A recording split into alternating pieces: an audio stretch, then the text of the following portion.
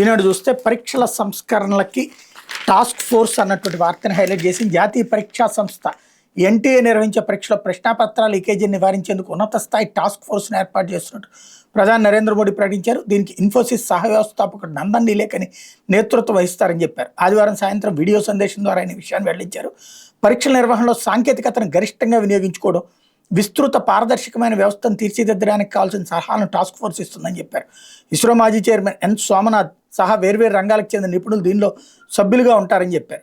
Aadhaar project కోసం UPA ప్రభుత్వంలో భారత విశిష్ట గుర్తింపు ప్రాధికార సంస్థ ఉడాయ్ చైర్మన్గా నీలేకని పనిచేశారు. అలాగే గొడ్డలి పార్టీ నేతలతో వేదికలు పంచుకోవద్దు, అదో విషవృక్షమని గుర్తుంచుకోండి, ఆ పార్టీ నాయకులు ఉచ్చులో పడద్దు. తెలుగుదేశం పార్టీ నేతలతో టెలికాన్ఫరెన్స్లో ముఖ్యమంత్రి చంద్రబాబు ఇంటింటికి తెలుగుదేశం నిర్వహణపై దిశానిర్దేశం.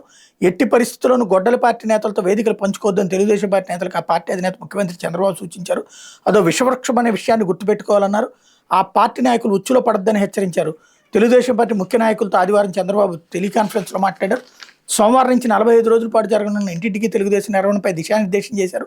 మంత్రులు, ఎంపీలు, ఎమ్మెల్సీలు, ఎమ్మెల్యేలు సహా పార్టీ యంత్రాంగం అంతా ఈ కార్యక్రమంలో పాల్గొనాలని స్పష్టం చేశారన్నటువంటిది హైలైట్ చేశారు. అట్లాగే ఎలా ఉన్నావు బాలయ్య అంటూ బాలయ్య ఆపరేషన్ తర్వాత ఆయన్ని నిన్న ఆసుపత్రిలో కలిశారు చంద్రబాబు నాయుడు. సినిమా షూటింగ్లో గాయపడి సినీ నటుడు ఎమ్మెల్యే నందమూరి బాలకృష్ణకి హైదరాబాద్ గచ్చిబౌలిలోని ఏఐజీ ఆసుపత్రిలో మోకాలకు శస్త్రచికిత్స